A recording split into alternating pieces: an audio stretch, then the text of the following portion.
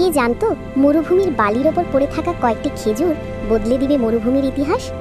হঠাৎ সেখানে এসে হাজির হলো এক লোভী শেয়াল। তার চোখ চকচক করে উঠল। শেয়াল বলল, ও এত খেজুর, সব আমি একাই খেয়ে ফেলব।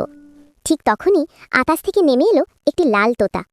তোতা শান্ত গলায় বলল, বন্ধু, সব এখন খেলে শেষ হয়ে যাবে। যদি এগুলো পুঁতে দিই, ভবিষ্যতে আরও অনেক খেজুর পাবো।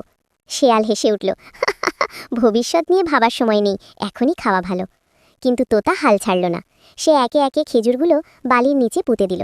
একদিন বালির বুক চিরে বের হলো একটি কচি সবুজ চারা।